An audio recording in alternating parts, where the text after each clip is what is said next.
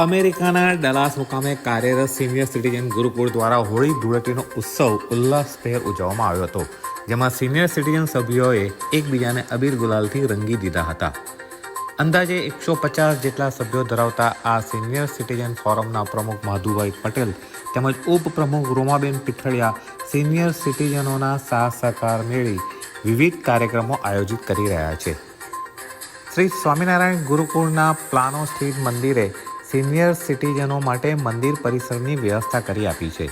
મંદિરના સંતો તેમજ ટ્રસ્ટીઓના સહકાર મળવાથી જીવનની સંધ્યા તરફ પ્રયાણ કરી રહેલા જીવો કે જેઓએ કુટુંબ અને પરિવારના સુખ અને કલ્યાણ માટે પોતાના જીવનના કિંમતી દિવસોનો ત્યાગ આપ્યો હોય તેવા સિનિયર સિટીઝનો હવે પોતાનું જીવન ટેન્શન મુક્ત આનંદભેર માને તેવા શુભ આશય સાથે શરૂ કરેલ આ ફોરમમાં અનેક મહિલા સભ્યો પણ જોડાયેલ છે. આશરે 10 વર્ષથી કાર્યરત અમેરિકાના સિનિયર સિટીઝન ગુરુકુળ દ્વારા વર્ષ દરમિયાન વિવિધ કાર્યક્રમોનું આયોજન કરવામાં આવે છે.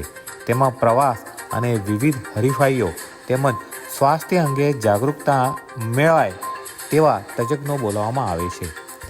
તાજેતરમાં હોળી ધૂળેટીનો તહેવાર હોય ગુરુકુળના પ્રાંગણમાં ધૂળેટી ઉજવવામાં આવી હતી, જેમાં સભ્યોએ એકબીજા પર ઉમળકાભેર છંટકાવ કરી ઉત્સવને આનંદભેર મનાવ્યો હતો.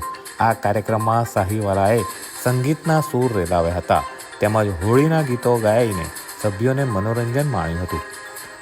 આ સાથે ફાર્માસિસ્ટ ચિરાગભાઈ સોમપુરાએ બ્લડ પ્રેશર અને શુગર કંટ્રોલ કેવી રીતે રાખવું તે અંગે માર્ગદર્શન પૂરું પાડ્યું હતું. ભલે તમે શુગર છે પણ તમારે ખિસ્સામાં એક ચોકલેટ રાખવાની, ઓલવેઝ. ડઝન્ટ મેટર કે તમે એવું નહીં માનો કે sugar can drop any time. તમે નાસ્તો નથી કર્યો, તમે કંઈ ખાધું નથી અને બપોર પડી ગઈ છે. સંસ્થાના પ્રમુખ માધુભાઈએ ચિરાગભાઈનું પુષ્પગુચ્છથી સ્વાગત કર્યું હતું અને અંતમાં ભોજનને ન્યાય આપી સભ્યો છૂટા પડ્યા હતા. Report N24 news channel.